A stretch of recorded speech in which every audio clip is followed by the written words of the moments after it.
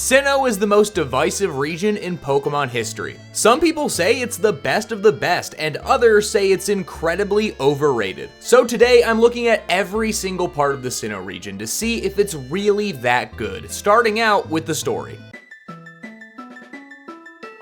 Ruby and Sapphire were proof that a good story would help shape the overall Pokemon experience. And that was only further cemented with Pokemon Emerald, which did even more to improve an already great story. So when it became time for Diamond and Pearl to release, the expectations were high. I think I like this. Sinnoh tells a story that was unlike anything we had ever seen in a Pokemon game. The first thing we see is a direct connection to the Johto region, with the TV showing a special report about the Red Gyarados. And though this wasn't as cool as being smuggled in a truck, I do think it was a good idea because it made the Pokemon world feel even more interconnected. You then get the typical Pokemon experience of meeting your rival, getting your starter Pokemon, and then going off on your own Pokemon journey. Just like in Hoenn, you get to pick between being a male or a female character, but this time it really doesn't matter what you pick because your rival is going to be Barry throughout the entire journey. Whatever character you don't select ends up being Professor Rowan's assistant, and you'll see them throughout the story in different locations.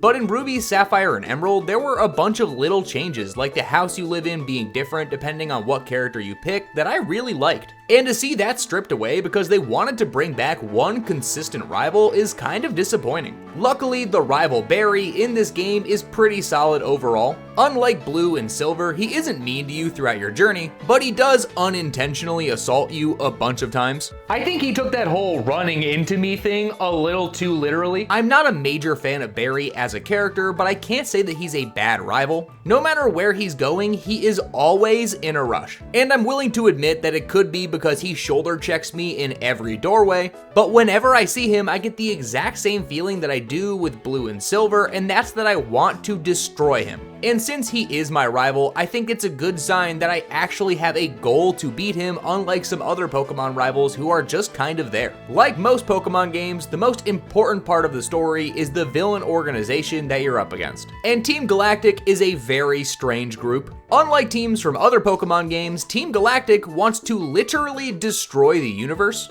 And I know that Team Magma and Team Aqua's goal would unintentionally destroy the world, but at least they had somewhat decent intentions behind it because Team Galactic just wants to destroy and reshape the world because they don't like this one. Why don't they just vote or something? This seems a little extreme. Team Galactic is led by Cyrus, and he is one of my favorite villains in Pokemon history. Something that Sinnoh does incredibly well is that it lays out a ton of optional lore for you to find. Whether it's minor conversations with characters that you meet, or the posters that you read on the walls of Galactic HQ, there are a ton of small details that help build a larger picture of what Team Galactic wants. And what they want boils down to Cyrus's goals.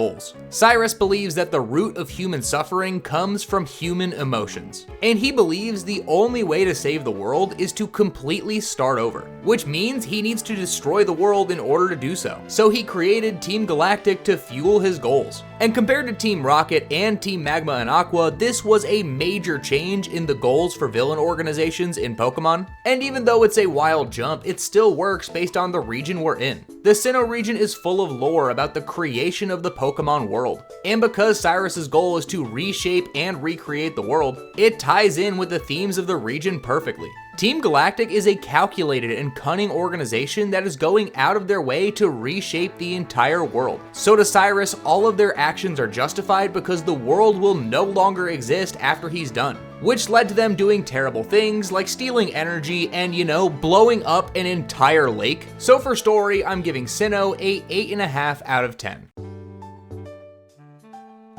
Sinnoh does a lot of things well, but the Pokemon selection is not one of them. That's not to say that everything was bad, because Sinnoh had a bunch of incredible new Pokemon, mainly the starter trio. Chimchar, Turtwig, and Piplup are my favorite collection of starter Pokemon that we have ever received. Just like in Hoenn, whenever I replay Sinnoh, I have a hard time selecting what Pokemon I want to pick. Infernape, Empoleon, and Torterra are all incredible Pokemon and work incredibly well throughout the region. And though I don't love that they used fire and fighting for the second time in a row, I do love Infernape, and I often pick Chimchar because of other reasons. Using the same starter type combination 2 times in a row just seemed lazy. Hopefully they learn from their lesson and don't do it again. Outside of the incredible starter selection, there are a bunch of other great Pokemon. Some of my favorite Pokemon of all time came from this generation, like Luxray, Staraptor, Gastrodon, Bibarel, Drifblim, Garchomp, Spiritomb, and Croagunk. And that doesn't even begin to touch on the legendaries. Dialga, Palkia, and Giratina are incredible. Also known as the Creation Trio, these Pokemon embody space and time perfectly. And the only problem that I have with these Pokemon is that they're not utilized to the full extent they could be. In Ruby, Sapphire, and Emerald, the legendary Pokemon were necessary for the plot to make sense at all. And part of the brilliance of those games was that depending on what version you play, there was a purpose for the legendary Pokemon. Where in Pokemon Ruby, Team Magma needed Groudon to achieve their goal. And the opposite was true in Pokemon Sapphire. But in Diamond and Pearl, Dialga and Palkia are entirely interchangeable. You could throw Dialga into Pokemon Pearl and there would be literally no difference in how the game plays out. And if there was more of a narrative behind why each version has their specific Pokemon, I feel like this wouldn't be an issue. Luckily, Dialga and Palkia are still extremely important to the plot, but I wish there was more variance between the two versions to make them stand out even more. Sinnoh also continued the trend and allowed a bunch of brand new legendary Pokemon into the game, who helped to build up the post-game and make the whole experience feel more unique, and also were incredibly well designed. Like Regigigas, Heatran, and Cresselia all being available in the post-game and having incredible dungeons to find them, which made me happy because Sinnoh is a great region to explore, and adding a bunch of new Pokemon to go find in your journeys made the experience all the more better. So with all of these great things, you would think that Sinnoh has one of the best Pokemon selections of all time. Hey Midas, you dropped your name tag. Thanks.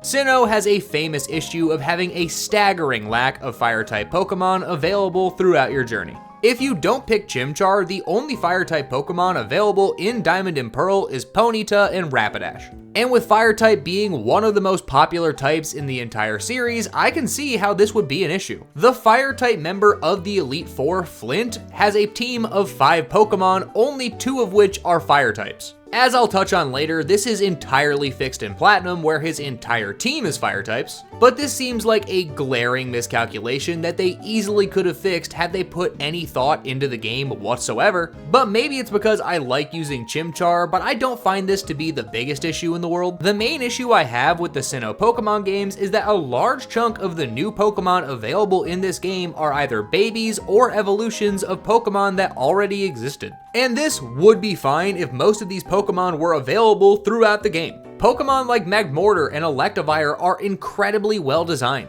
but for some reason they are locked behind the post-game, which makes absolutely no sense. Whenever I end up playing through the Sinnoh games, I end up with roughly the same team every single time I play. And this is coming from someone who likes to change up the variety of Pokemon I use whenever I play through a game just to add some spice. I will never understand why they didn't make these Pokemon available from the beginning of the game. It would have solved the issue with having a limited variety of Pokemon, while giving all of these cool new Pokemon that they created a larger time to shine. So for Pokemon selection, I'm giving Sinnoh a 6 out of 10.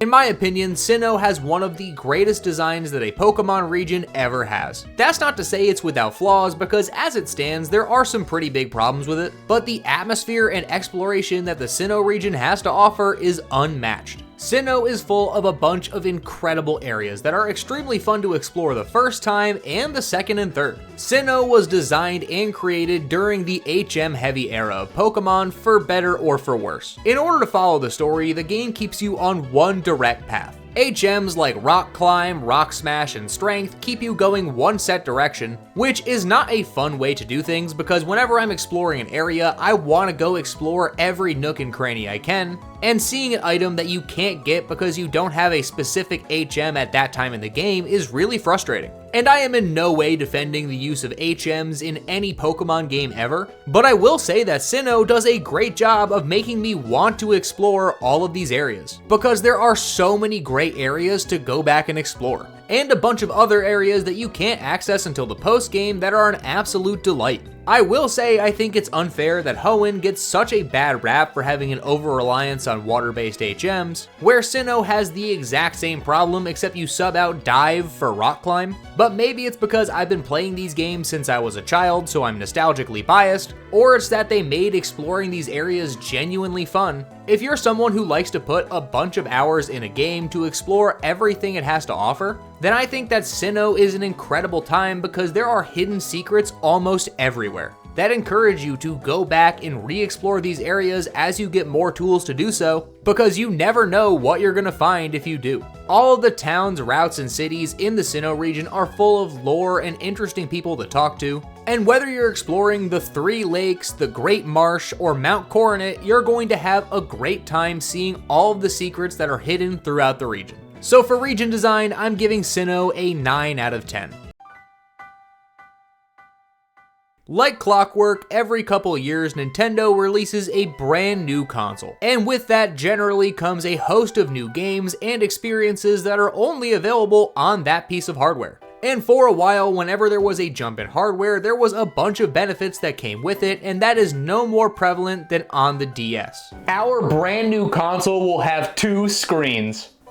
Burn him! Burn him at the stake! No, please, I have a family! When Pokemon made the jump to the DS, there were a bunch of quality of life improvements that made the games feel better than ever. The most important, though, being the physical and special split. Up until this point, all Pokemon moves were determined to be physical or special depending on what type they were. For example, in the first 3 generations, all fire-type moves were always special, while every fighting-type move were always physical, and this made some Pokemon extremely good and others not so much. But during this generation, every Pokemon move was assigned the status of either physical or special, making it so for the first time ever, any Pokemon could use both physical and special moves of any type. And to this day, I think this is the most impactful change that Pokemon has and most likely will ever make to their games. Of course, being on the DS meant that you now had 2 screens as opposed to 1, and for these games they gave you a smartwatch called the Pokédex, which was fine. It had some interesting features like a pedometer to track how many steps you've taken, but other than that and checking how much health my Pokemon had, I don't think I ever really used it. Something they added during this generation that isn't talked about enough but is extremely nice is the fact that you can now run indoors. I can finally run inside! Oh!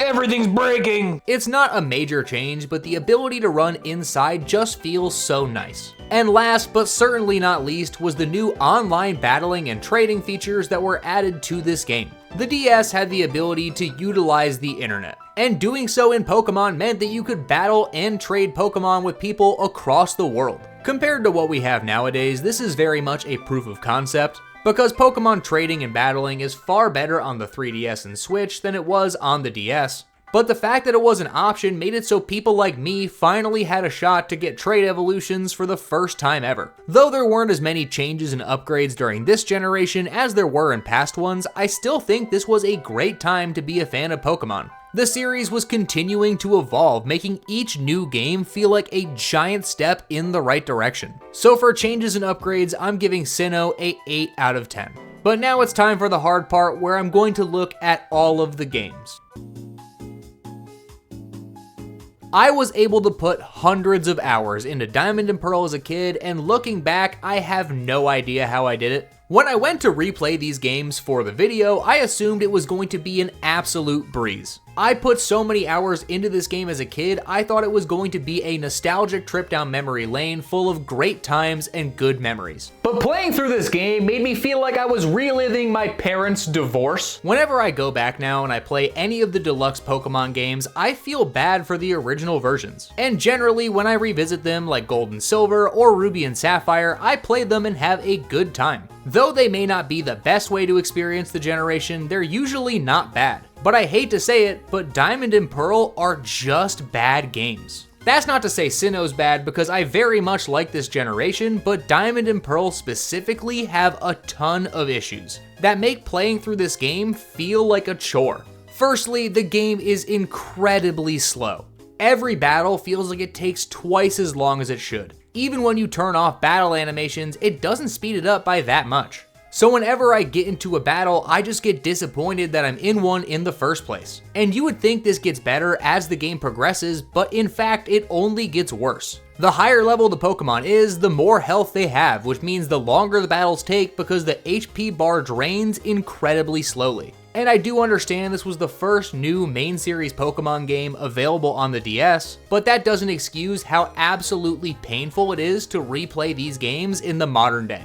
Another glaring problem with Diamond and Pearl is that the story is nowhere near as good as it should be. Pokémon Platinum came in and fixed a lot of issues that Diamond and Pearl had, and the story was one of those major changes. In Diamond and Pearl, you don't meet any Team Galactic leaders or grunts until after the first gym, which is fine because other games like Pokémon Red and Blue do the exact same thing, but with this game being so narratively driven, it's important to tell that story well, and waiting so long to introduce the villains does not do that. But by having such monotonous and slow gameplay, a limited selection of Pokemon, and a worse version of the story than any of the other versions, it's hard to say that Pokemon Diamond and Pearl are worth checking out to this day. If you can get past the glaring issues these games have, you're going to be in for a decent time. But I think that Diamond and Pearl were in desperate need of a deluxe version, and luckily they got that with the next game.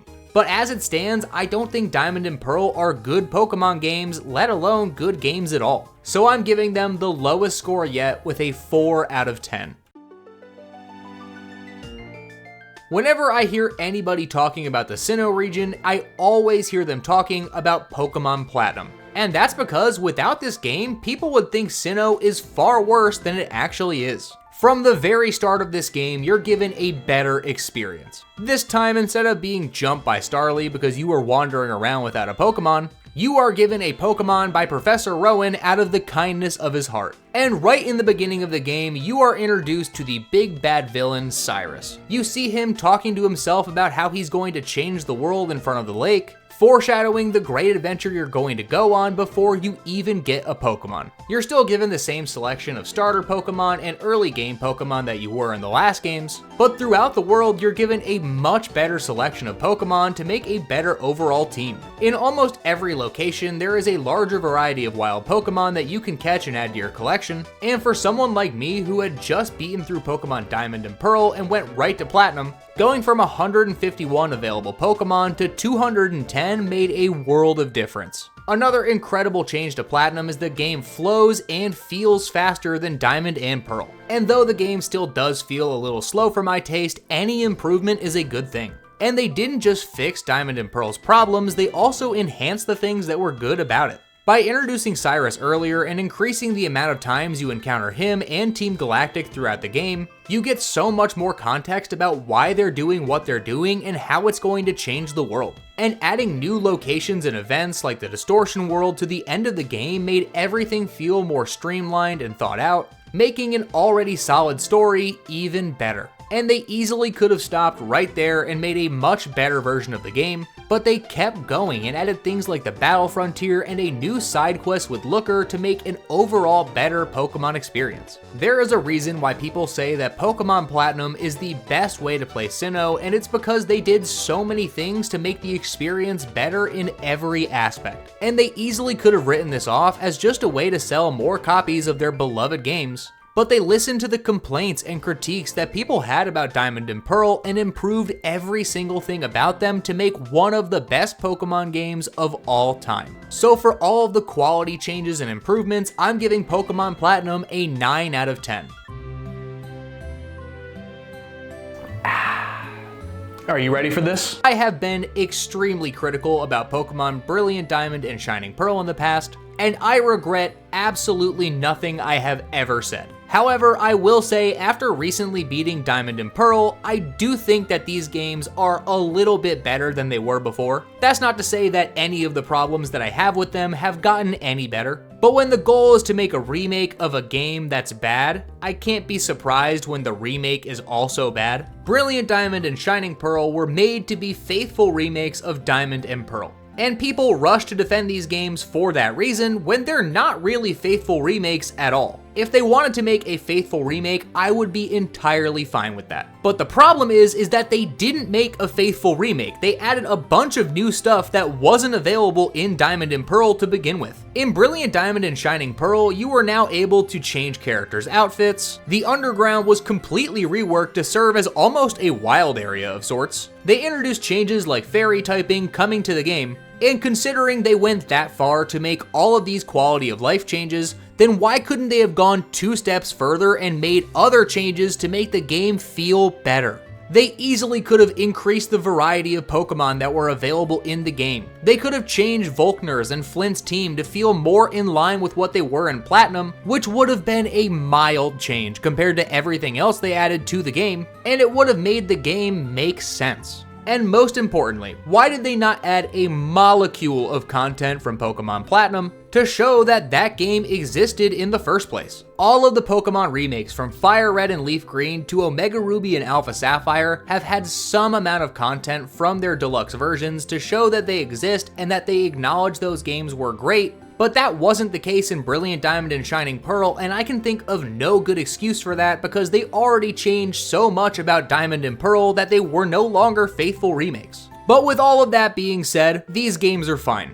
They could have been so much better, and I think that Pokemon could have made something incredible here. But having just replayed this, it's not a terrible time. I understand what they were going for graphically to make the game look aesthetically like a DS game, keeping the chibi art style as a nod to what the games used to be, but whenever I look at this, I just see Pokemon Let's Go Eevee and Pikachu in my head and think this could have been that, and it would have looked 10 times better. But even though I don't apologize and I don't take back anything that I have ever said about Brilliant Diamond and Shining Pearl, I will say that this is a better way to play these games than the original Diamond and Pearl were, so I'm giving them a 5 out of 10. And I know that Legends Arceus technically takes place in the Sinnoh region, but I have to do an entirely separate video on that because it is just far too different than any of these games. But overall, even though Sinnoh has its issues, it's still an incredible region. It may not be the best in any specific area, but it does everything really well to make it a great all-around package for any Pokemon fan.